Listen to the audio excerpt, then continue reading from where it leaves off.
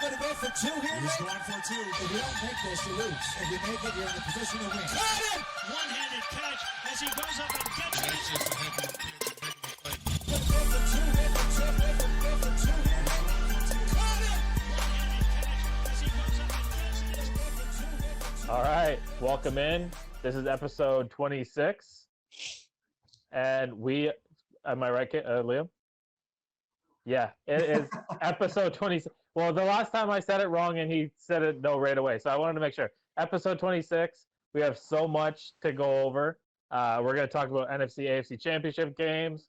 We're going to talk about some of the trades and transactions that went on throughout the course of the week, whether it's hockey or baseball. Baseball Hall of Fame released their ballots today or didn't release their ballots today, depending on how you want to look at it. There was a big fight this weekend, so we're going to get Chad to give us a little bit of info on that.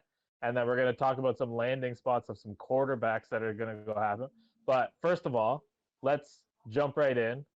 We're going to start with the AFC. We'll leave Chad to be for just a second. I got 2 weeks to wait. Yeah, the Bills and the Chiefs. I'll be honest, I was on the Bills. I texted you guys, asked if I could change my pick. Now, after I saw the crowd at Arrowhead, if wow, yeah, if that was 17,000 people, then I'm Andre the Giant. there was a few more people that snuck in the back door. It looked like, eh? Yeah. So the second that I saw that, I went to Cool Bet and I took the Chiefs -3. And really, so you won.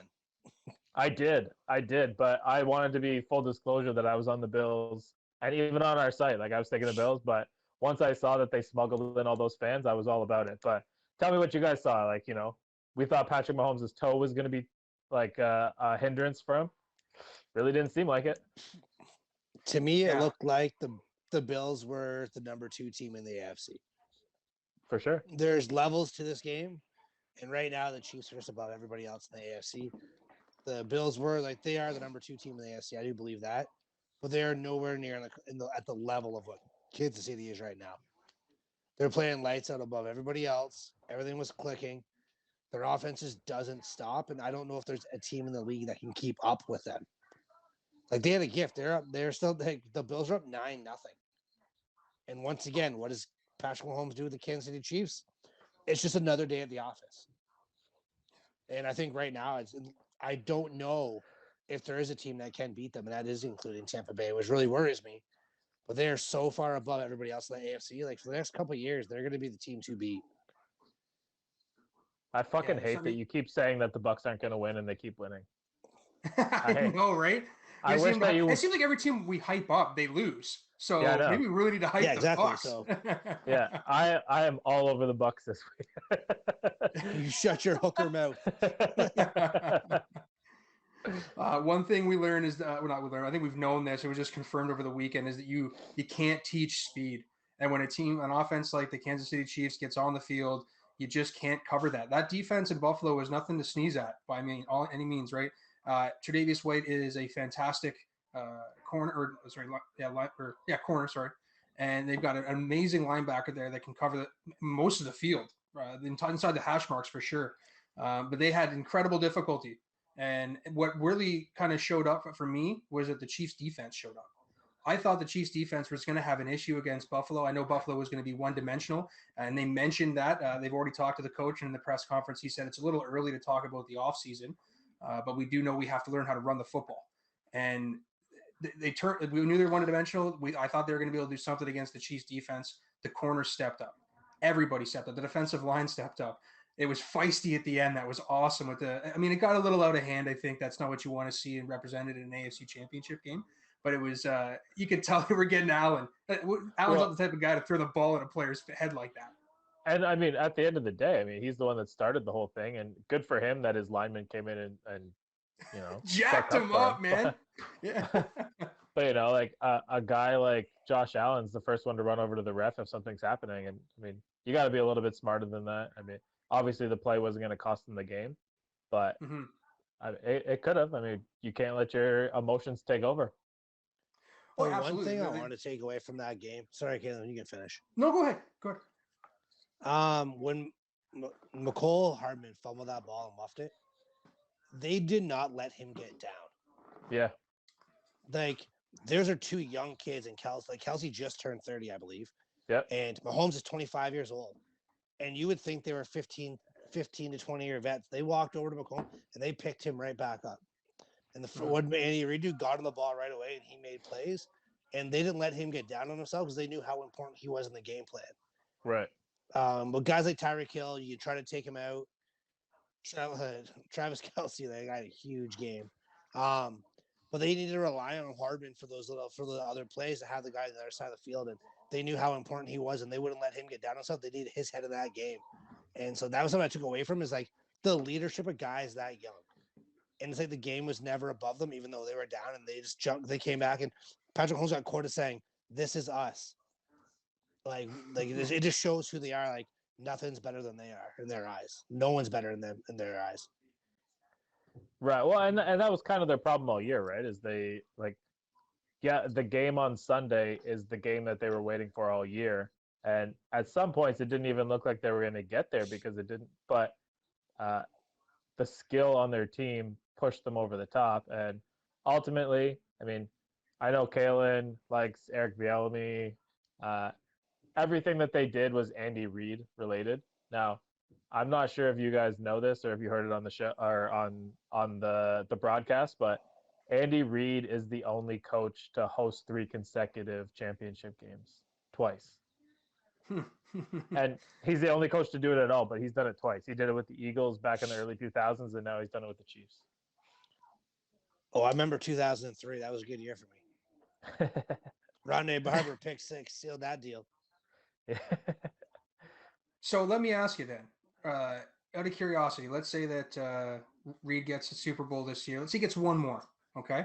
But he continues to go to AFC championships regularly, but they never get back to the Super Bowl, or he never wins another bowl. Would that be enough to put him over Bill Belichick? Because I mean, like, No. here's the thing: wins. You're right. Wins are incredible. They do, so, but the offenses that Andy Reid draws up, they're mesmerizing. Like the motions that are on the field are incredible. They're so unique. Do you Yeah. recall the Chiefs when Alex Smith was their quarterback? Yeah, they still did a hell of a lot of motion. There were no downfield shots that they had right now because Smith didn't have the arm. But they've always had motions like that. That's always been a Andy Reid offense, right? Do you think that they were a number 1 offense when that happened? I don't think that they had nearly the supporting cast they have now. Did they even win a playoff game until Patrick Mahomes got there? I would say there's a lot of things that changed in Kansas City around the time that Patrick Mahomes got there. Some things certainly clicked on both sides of the ball for them. There definitely wasn't the roster that they had before. But Andy Reid was still successful with Kansas City, right? He wasn't exactly bad. He's been doing pretty well in that division for some time now. Yeah, I think you have to define success, right? Like, is successful having a 10-win season, winning your division, or successful figuring it out throughout the course of the year and winning the Super Bowl? It's tough, right? Because like Belichick's at just a different level than everybody else. Bill Walsh was at a different level than everybody else in his time. And then if you go further back, there was Chuck Noll. Tom Landry, Vince Lombardi. Like these are great coaches, but they all won. And so Andy Reid, he lost a lot of conference championships, and that's what's going to hold him back. Like getting to the Final Four is great, but if you're not advancing past the Final Four, then that's what's going to hold him back from being in that category of the best coaches ever. Yeah, 100%. If he wins another one, that he jumps into that category, but he'll never be who Bill Belichick is, and that's what it comes down to. And he's just a product of that Bill Walsh tree, right? Like Bill Walsh made Mike Holmgren, Mike Holmgren made Andy Reid, and there's just funneling the way all the way down the tree how it works, right? So yeah, I think he's a great coach. I think he's a Hall of Fame coach, but no, I don't think he's Bill Belichick. Okay, so let me just barroom talk here. So playing devil's advocate, right? What if Bill never wins another championship and Bill's never really that successful in that division again while he's a coach? Does anything change? No, it doesn't. It don't happen. Like Buffalo is not like they're always gonna be able to overtake Buffalo. Buffalo's not gonna be around for a while. The Jets, depending on what the moves could be in the offseason, could be a noise to Miami did some good things this year, but What if it happened that way? If it happened where Bill isn't successful in that division again for as long as he coaches, and Tom going to Super Bowl, first team he left after New England. So you're What asking do you if Bill Belichick only coaches 6 Super Bowl winning teams, is he still only the best that there is? Yeah, Is that what you just said? But no, but that's That's what what I I'm heard. saying is was it Tom then? Like, I mean, that's what I'm saying. Was it Tom? If Bill is never successful again, and Brady making it to the Super Bowl here alone is enough to make an argument for that Tom didn't do very well this year. Or sorry, Bill didn't do very well this year. But if that's the way that life goes, do we look back and say that it wasn't Bill then? Bill can't have that reign as the best coach? Well, Bill Belichick still won the first 3 Super Bowls on his defense that he built there. Sure. It wasn't Brady. I mean, Chad? There was some pretty important Brady plays for sure, but their defense definitely was what Okay, won them games. we can debate this all day long. I'm just going to end it on this point right here. Right Yeah, channel. Andy Reid has Patrick Mahomes. Bill Belichick had Tom Brady. So if you take Mahomes out, the way you're taking Brady out, you're going back to the original question right away. So, Well, but then if we did, then we've you already work seen as the your Reid's more system. successful. Every quarterback is a system quarterback. You draft a player, you take a player, you develop a player to play in your system. Tom Brady was the perfect system quarterback for Bill Belichick at that time. Patrick Mahomes is the perfect quarterback for Andy Reid at this time. That's why it's working at the level it's working at. So I think the conversation we're having is getting to the point where we're just getting in vicious cycles. And I think we should leave it as is. I think Andy Reid's a great football coach. I think Bill Belichick is a great football coach. But if we're going to keep just going to this vicious cycle, we just got to move on to the next topic. Okay, yeah. I mean, what you said makes a lot of sense. If Andy Reid didn't have Patrick Mahomes, he'd have 0 Super Bowls. So, I mean, that's where you leave it because there's really nothing, like there is no debating that. But speaking of Super Bowls, we'll move on to something that's maybe a little bit closer to Chad's heart. Maybe something that he experienced over the weekend. NFC Championship game. I gotta tell you, I gave the Buccaneers absolutely no shot. I was all in. My chips were in the middle on the Packers. So I don't know if you. I think I was feeling the same way when I saw the injury report come out at 11 o'clock in the morning. Yeah. Saying that somebody was probably not playing, and then at 1 o'clock in the afternoon, seeing that definitely wasn't playing. I thought that's going to be a hell of a lot of trouble. Yeah, when I saw you in the parking lot there, I didn't even know that. Like I was listening to the NFL Network in my truck, and you're like, "Yeah, Winfield's not playing." I was like, "That can't be right. I mean, that doesn't sound right." And then we went and dropped off all that stuff for the contest, whatever. And then I got home and I was like, "Oh, wow, that sucks." Yeah. Chad wasn't feeling good about it either. No, I wasn't. that. I was really nervous. Like outside of Devin White, he's been our best player all year on defense, which is crazy for like a second round draft pick who is an undersized DB at the end of the day. The guy's built like a house, but he's a midget. He's 5'9". Yeah, like let's be honest. As far as like a second round draft pick goes, like he's absolutely great. But this draft class that just happened was absolutely loaded. Yeah, 100%. Yeah, but go ahead. When I saw he was out, I was like, this could be a long fucking day. And I was nervous. And then, yeah, our defense has been what's carried us. And Murphy Bunting is slowly becoming a really good slot corner. And One of the best. He's doing it under the radar. And I know there's been lots of calls about him holding and doing that stuff. And first off, there's pass interference on every play, just like there's offensive holding on every single play. We don't got to sit there and debate that stuff. The refs let both teams play. Ish. They let them both. And this is the way I'll describe it. And Al Davis said it best. If you ain't cheating, you ain't trying. The difference was, why did Bunting get off on his holding call? Because he wasn't taking 5 feet of t-shirt with him. That was the difference. He grabbed on the inside. You saw the tug. Guess what? You didn't see him change the route of a player. He had his arm through both holes and on the other side of the jersey. Hey, he didn't get caught. Yeah. He took him on the inside. I agree. And when it comes down to it, I agree with what you're saying. There's definitely hand fighting. There's always going to be a little hand checking. Where I had a problem was if you're going to let the stuff go all game, that can't be the only one that you call. Now, I am 100%.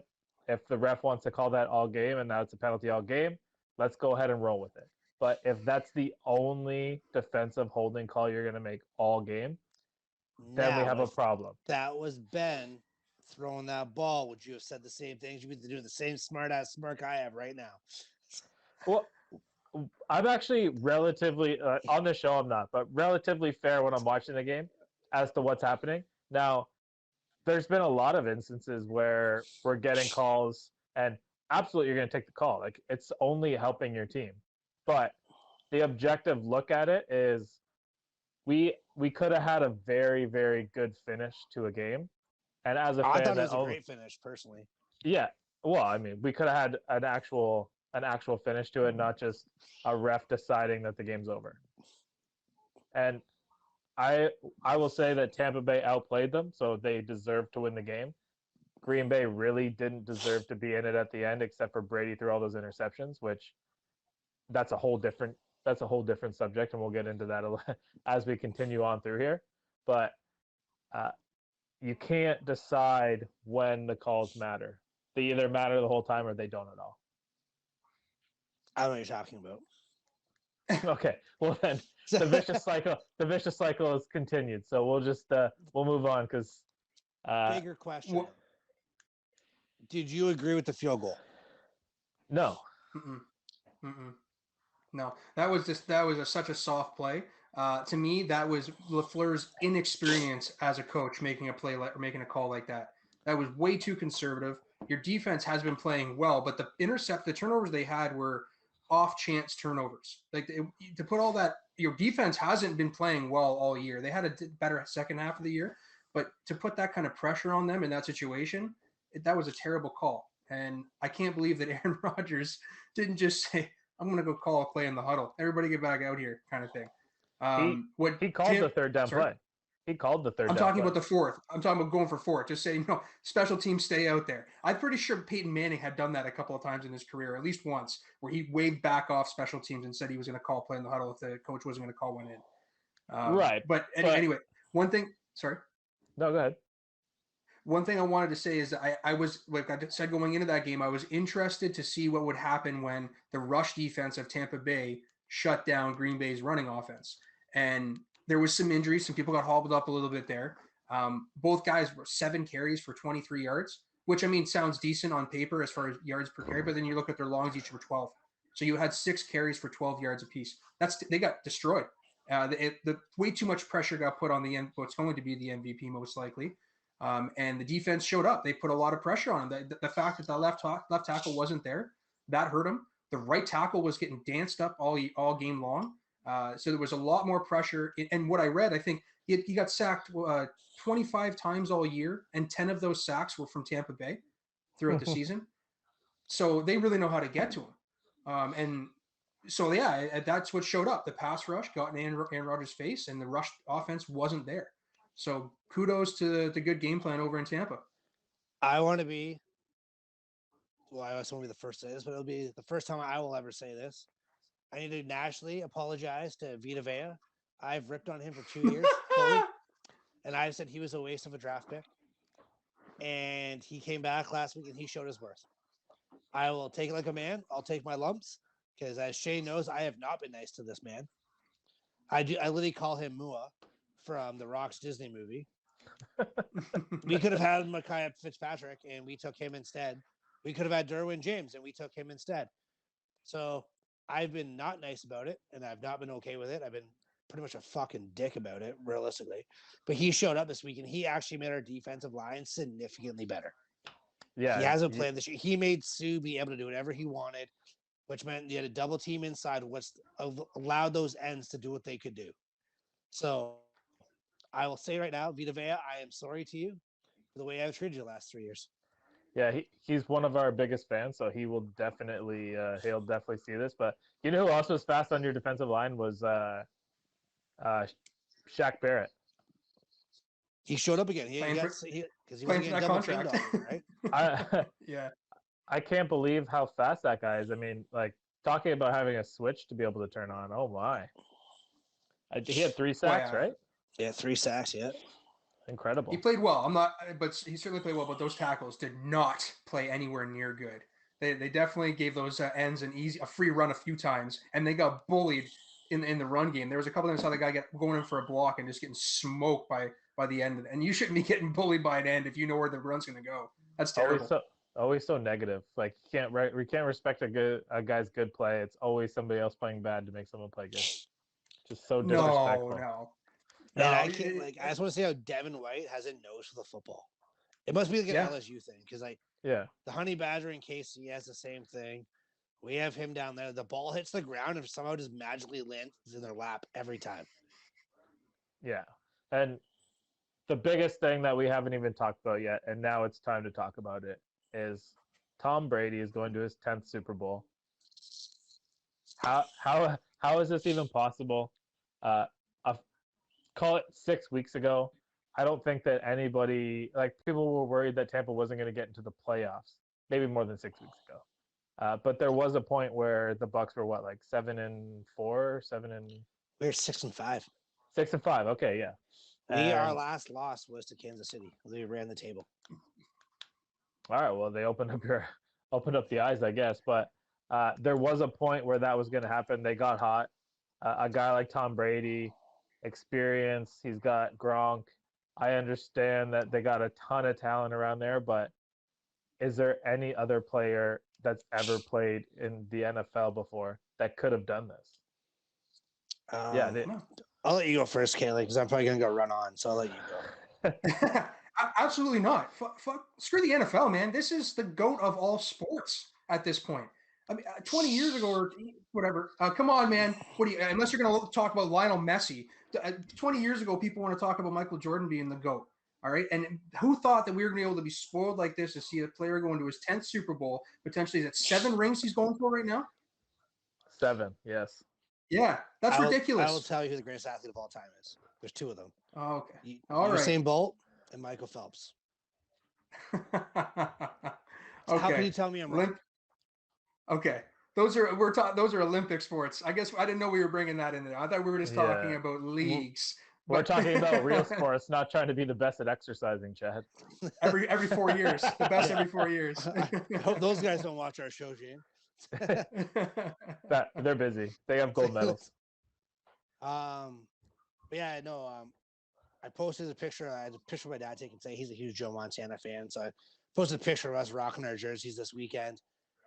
And I've been saying forever. I wrote an article this year about Aaron Rodgers being the best passer of all time. I literally opened up the article saying, I think Joe Montana is the best quarterback to ever play football. I don't know if I still believe that. 10 Super Bowls is the most ridiculous stat I've ever heard. I know he's lost 3, and I had a conversation with my buddy on the phone the other day about it. He's like, is this going to change where you stand on him? I said, it's going to sound like I'm saying this because I'm a Bucs fan, but this isn't what it is. If he goes 6-4, I can honestly say I think Joe Montana is still the best quarterback of all time. But if he gets 7, he has more Super Bowls than any team. So I think at that point, I have to change my vote. I've always said, I always joke around saying 6-3 is pretty sexy, but 4-0, that's a different level. But he gets 7. I don't think there's any way to compare him to anybody else. And the one biggest thing I've learned from him watching, obviously now following him being in Tampa, is those players that don't feel like they're ever out of a game. He didn't play good in the second half. He actually could have lost us that game.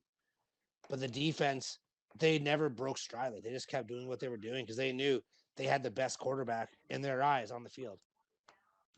And he was going to, even if they made a mistake, he was there to win the game for them. So let them play the game they wanted to play. And I think that's the difference. You don't have to sit back and see what happens. You can just keep playing the game you're playing because you have a guy that's going to win you the game if something goes wrong. Yeah. Right. Exactly. Yeah. I mean, it's exactly right. And when it comes down to it, I have never been a Tom Brady supporter because he played in New England, and that was always our roadblock to getting to where we needed to be. But in my older years, I have learned how to enjoy the finer things. And I mean, yeah, Joe Montana, I understand. I love the article that you wrote. No matter what happens on February 7th, Tom Brady will go down as the best quarterback of all time. Mhm. Yeah, I think that the reason I feel that way is Montana's an amazing number 2. I feel if that's where we're going to rank him. Montana played at him once. Number 2. It's 1A, 1B, man. There's no number 2 here. So Tom changed offenses through his career. Montana didn't change his offensive type throughout his career. Bruce Arians' offense is far different than what Tom has ever run, and Tom's offense changed a few times while in New England. I think that alone, being able to change schemes up like that throughout your career, and at 43 years old to play in an offense like Bruce Arians, that's the best. He's the best. It's a complicated, fast-paced offense. Now, actually, this next question I'm going to add to our deal or no big deal, so I'm going to save it. You guys keep talking. Okay. Like I agree with you in some aspects. It's tough, right? Like now you're playing the generation game, so like to play the who's better than who, I don't think is fair. Like I said, I still think Joe Montana is the greatest quarterback of all time. But if Tom Brady wins 7, I think I have to actually like take a step back here and rethink who the best is, because that's a different beast. It's no longer playing in one system and doing it, which kind of said about before. You bring in guys that fit your system. He is not the Bruce Arians system guy. And he's adjusted, Bruce is adjusted, and they're making it work. And I think that's what separates it, is he's doing things I didn't think he could do. I don't think I would have thought 28-year-old Tom Brady could do the things that he's doing right now and some of the throws that he's making. He's never been that guy with that arm. Mm-hmm. So he's making it work for him. And yes, he has all the weapons around him, but it's something special to watch a guy do what he's doing. And I don't think that people will ever realize how lucky we are to see that. And that's what it comes down to. Like we got to live in a time with Michael Jordan, Wayne Gretzky, and now Tom Brady. Like we're a pretty fucking special generation if you think about it that way. Right. And when you sprinkle in like the second best of all of those, like LeBron James, you know, if you want to say Sidney Crosby, like, you know,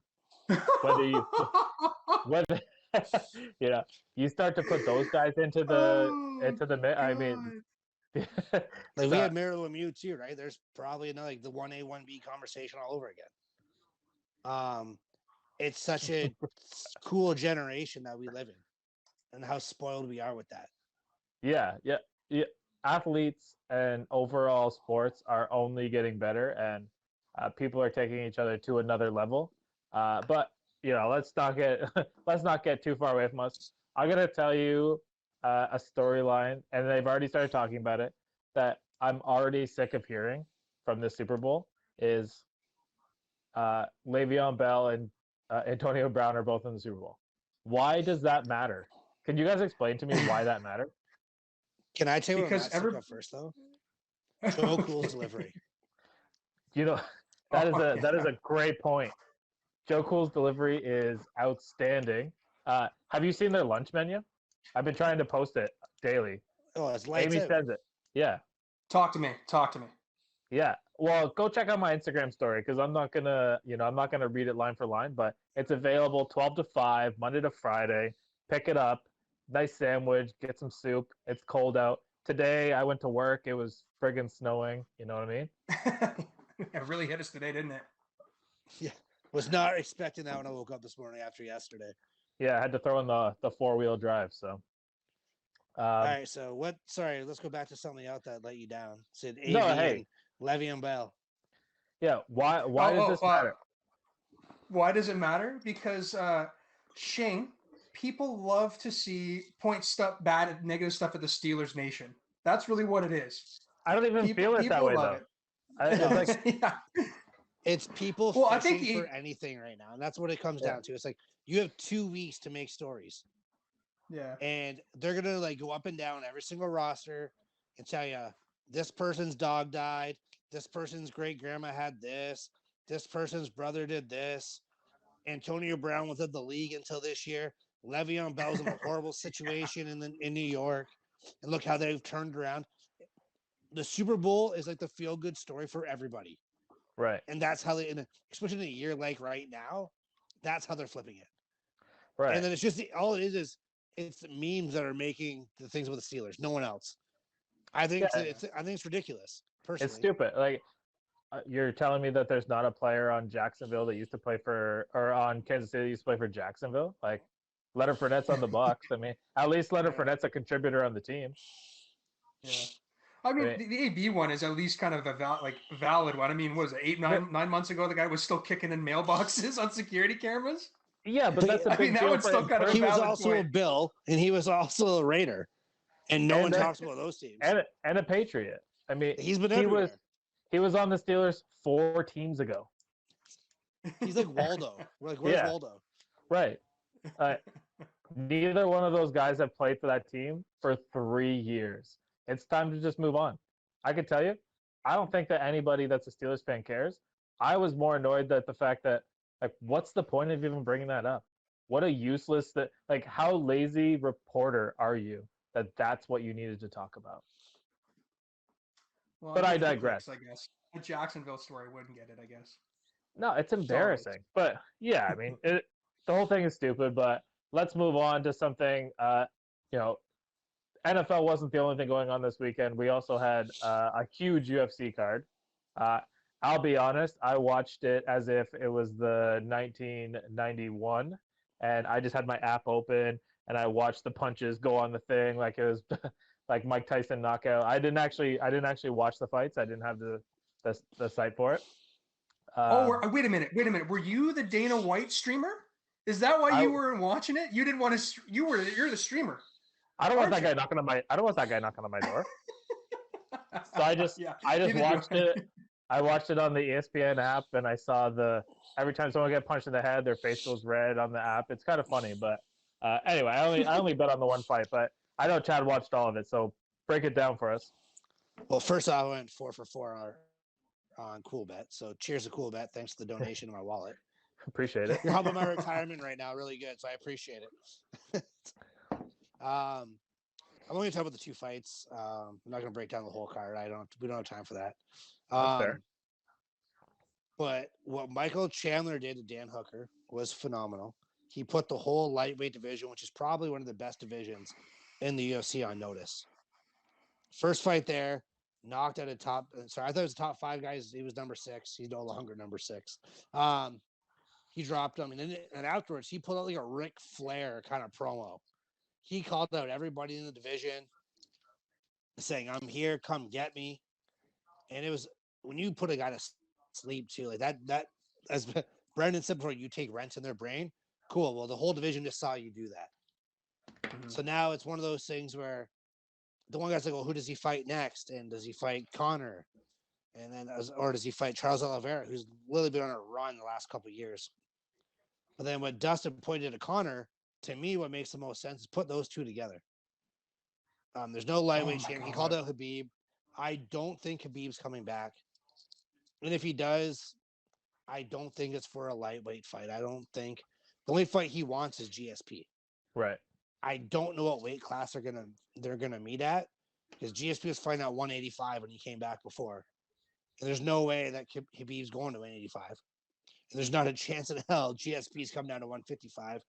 And I don't think GSP can even make 70 right now.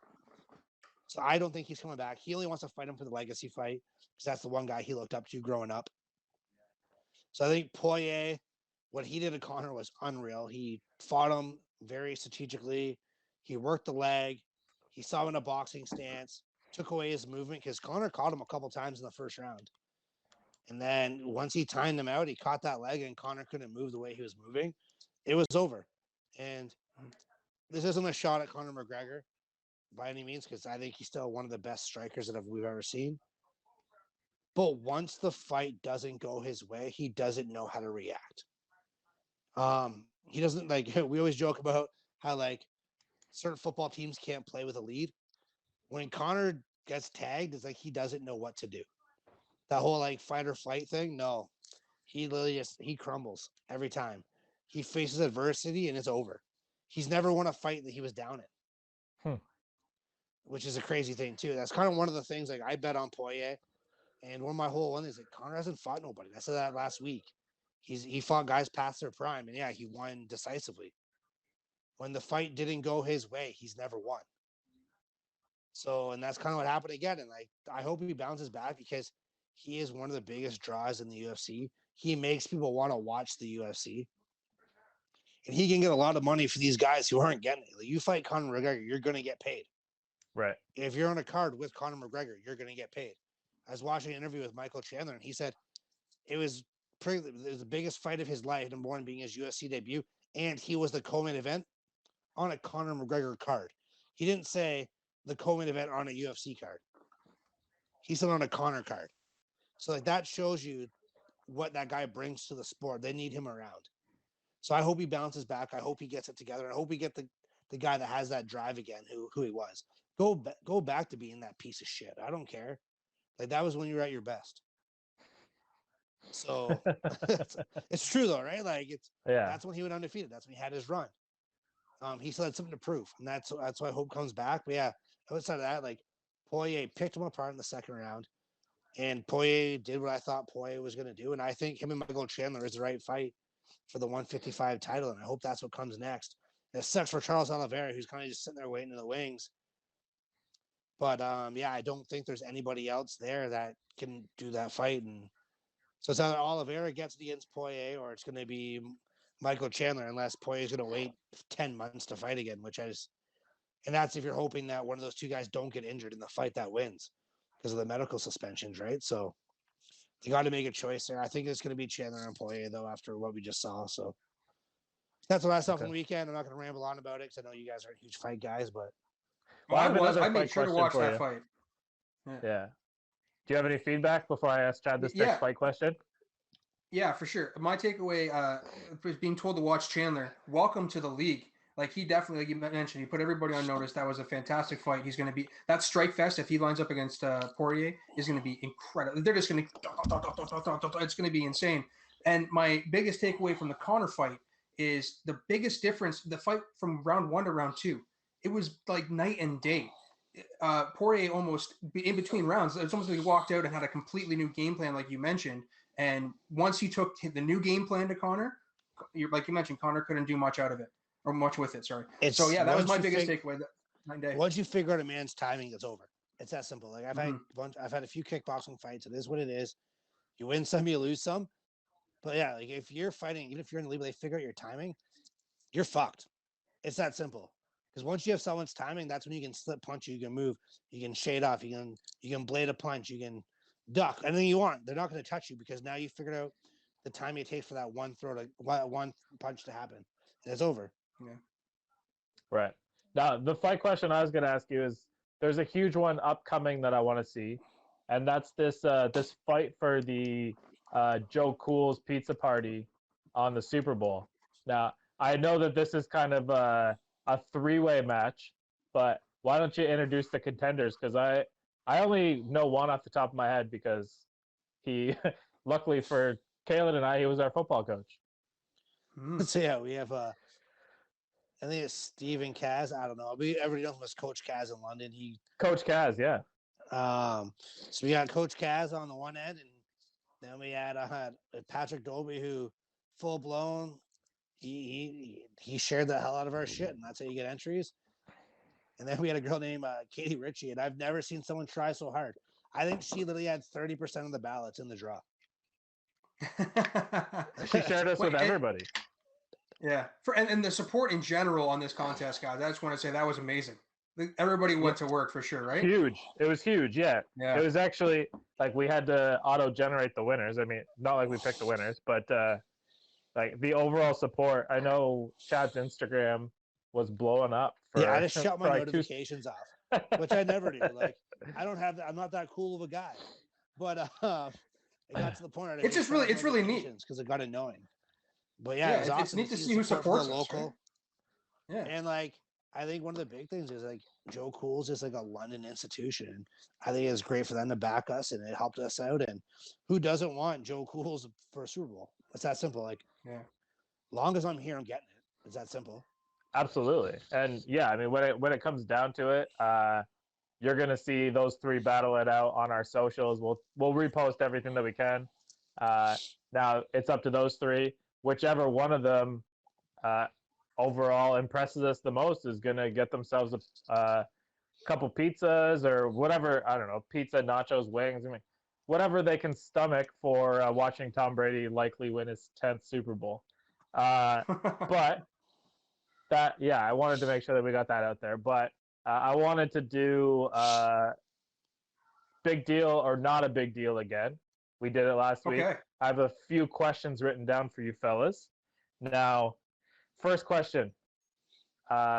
Is this New Orleans Saints salary cap thing a big deal or no? They're currently $100 million over the salary cap, and they need to sign 21 more or 22 more players to the team for an active roster. Just for the active roster. That's not even including practice squad or like you usually have like 60 players and you don't dress like 6 on game day or whatever. It's a big deal because for me, looking at how you're going to get yourself out of this mess. We've jokingly made a lot of comments we said it on the show. I've seen it on many forums about LA and how LA skirted. It seems that they've skirted the cap system over there, trading away all draft picks now, and then even paying Jalen Ramsey. It's like, where the hell they get the money from? And then even today, Snead talking about the cap is a funky situation. I have no idea how the Saints are going to get out of it. I know they're going to get some relief if Breeze retires, but like, how you need 20 players and you only have like $8 million set aside for your rookie pool or something like that. I have no idea how this is going to work, guys. I think it's a great deal for my Buccaneers. Let's start with that. That's a huge issue. I don't know what they're gonna do. Like I say, yeah, Breeze retiring. I don't think he has a choice. At the end of the day, like they're gonna just nicely push him away. I don't see there's a market for him anyway, so I think that'd be kind of one of those things. But that's still 75 in the hole. He's only worth 25 million. Right. that might get you 3, 4, 5 guys at the most. Like, so Yeah, like I don't know what they're gonna do. I think it's a huge problem, and I wish I had more explanation. I wish I had a better answer, but that's a big issue item for any team. Yeah, I mean, what I think is going to happen is this whole salary cap drop thing is going to get overridden. The owners are just going to eat the money and they're going to vote on this, and they're not going to drop the cap by 27-30 million. Now, even with all that being said, that's Saints only 50 million for them. Yeah, the Saints are still nowhere near anything, and that's going to be a problem for them. But all of these other things saying that the cap's going to fall under 200 million, I do not see that being a thing. But next one that I had for you, and that's Kalen. Did you have something else to add on? Well, yeah, one of the funniest pictures that I saw today in regards to that topic was they had the Oprah Winfrey like handing out like, you know, you get it, and it was pink slips for Saints players, and it was they were talking about how Jared Cook is probably not coming back to New Orleans because he's due $8 million the second day of the new year, and it was like, yeah, him and everybody else on the friggin' team isn't coming back. Here's your pink slip. Maybe they can make Kamara the quarterback. Switching sports, there was a huge trade in hockey, or something that I think is a huge trade. Dubas for Line A. There was some draft picks involved. Now, is this a big deal or not a big deal? And which team is the winner in this? Yeah, I think it's a huge deal. Yeah, thanks, Shane or Chad. I think it's a huge deal. You got the second and the third overall pick being traded. They just signed Pascal Dubois to a 2-year, $10 million contract in December, I think it was, in November. And the rumblings came out immediately after that he was wanting to get traded. And there was an article that came out today. We're days after the trade now, and the GM still hasn't got an idea. He has no idea why Dubois wanted out. He said there was no problem with the negotiations. There was no problem with length of the contract. I think as far as who wins in this one, I think that Columbus wins. Columbus won that trade. They got a proven goal scorer. He's been a little bit streaky, but he's streaky on a team like Winnipeg, which in general can be streaky, especially on offense. It's going to be an uplifting player to bring to Columbus. I hopefully John Tortorella doesn't try and shelter his offensive play by any means. So I think that Columbus won this trade. Before I jump into this, I just want to say, hey guys, don't forget to like and subscribe to our stuff on YouTube. We very important for us. We love the support you guys are giving us.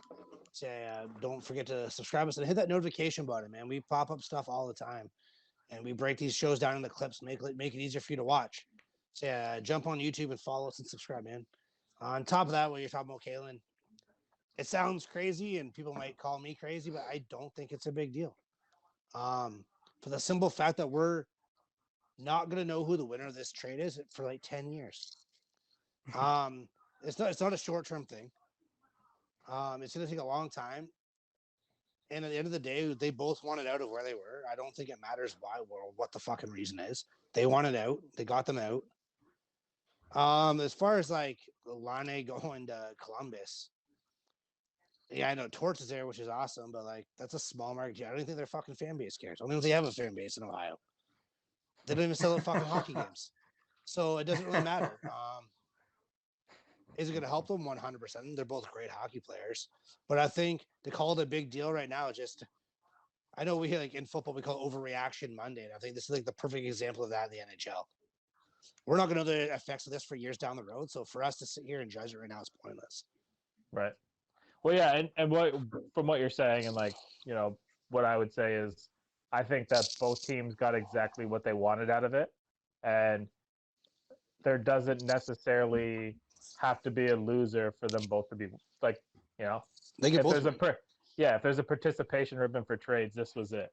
They both won it. And I think also I said Dubas, and it is Dubois. Dubas is the he's a coach Quebec native. Yeah. Yeah. Yeah, Now, that's right. sticking on the same sport, something that made me, kind of like check my math after I heard this. Wayne Gretzky turned 60 years old today. Right. How old do you feel? And that's the thing. Like, I'm not going to say that I feel old because of it, but thinking that guy was basically playing hockey when I was born, it kind of makes sense, but it doesn't register in my brain as him being a 60-year-old man. No. Now, what do you guys think? I don't think it's a big. What's that? Sorry. Go ahead, Chad.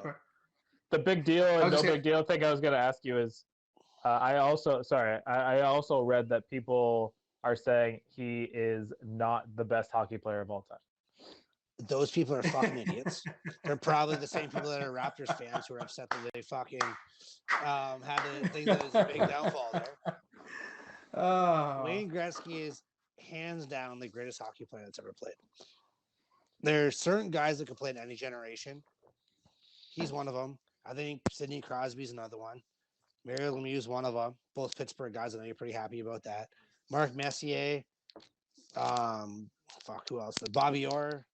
There's certain guys that can play any generation, but at the end of the day, he was the best one. He took over games like no one else did. And everybody says he didn't go in the corners, he didn't fight. Well, he didn't have to do it. Why would you do it if you didn't have to? Chad, you're heated today. Yeah, man. Don't get me started. Like, people don't understand. Like, I was actually a bigger hockey fan growing up than I was a football fan. And Wayne Gretzky was he was a fucking god when I was a child. I still have his last game on VHS. And it is only labeled Wayne Gretzky's last game. Don't you fucking tape over this. I don't even know if you see anywhere to watch it, but that's what I have still the VHS to this day. I wish I knew what it was so I could show you guys. I heard the Bucks are going to sign him for the Super Bowl. I'd be all about it. We probably win a fucking game. Him and Tom Brady is getting it done. Dropping dimes to each other. Yeah. No, he was the best hockey player ever lived. I think it's a joke that people say that. Those people are fucking stupid. I'm sorry. I'm done with this conversation. So before you jump into it, Shane. So the reason this has come up is that this conversation has come up a few times with actually Kyle. Kyle is a firm believer that he is not the best of all time. Who's Kyle? But I'm going to throw you Shane, the guy we went to high school with. He's stupid too. Now, with his idea, though, Shane, I know that you're going to go with probably somebody like Lemieux, potentially, or Crosby, potentially as well, and I can see where you're going with that. And I know the kid is still so young to the sport. His view is Conor McDavid is and will be the best of all time by the end of his career, simply because of how athletic he is, how talented he is on both ends of the ice too, and what he's been able to do so far as a young player in the league. Can I just say So on to that's Cincinnati and we move on? Yeah, please. Can we please? Like, this is the most Yeah. ridiculous thing I've ever heard. Yeah. Conor McDavid, stop it. Yeah, that's stupid. So we're gonna move on to the next thing because Kyle, I love you, but you're stupid. But you do think that Wayne Gretzky's not the best. I think you said, right? I'm a Mario Lemieux Yeah. guy, and Or overall, Mario. I think Bobby Orr is the most transformable hockey player of all time. He made his position what it is. But I'm a Mario guy, so I'm gonna stick with that. His jersey's on my wall. So Fucking idiots. another one. We're gonna go back to football now.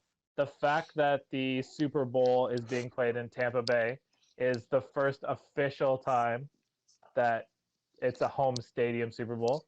Now it's the second or third time in history that the host team had the Super Bowl in their city. Last one being the Rams hosted the Super Bowl in the 79, but it was at the Rose Bowl. It wasn't technically where they played, so technically it doesn't count. But is it a big deal for the Bucs that they're hosting the Super Bowl against the Chiefs? I want to say it's a big deal because, like, you're in your home. Like, are they considered the home team? I don't know. I have no idea. No. The Chiefs would be the home team because they have the better record. Okay. So, well, they're not going to go to their change room. It's that simple. They're not going to. But yeah, they're like, hey guys, we're gonna just change sides here. That'd be hilarious. Hilarious. If I was the Chiefs, I would be petty enough to say that though, 100%. And Shane, I know you'd back me on that one. Absolutely. That would be like the comfort of your own home kind of thing. And like, I guess you understand the turf, but I think turf's turf now in the NFL doesn't really make a difference. You're not gonna have like there's not Tampa fans going to the Super Bowl. Right. It's who the NFL ever wants to send to the Super Bowl. I think this year 8,000 frontline workers who got vaccines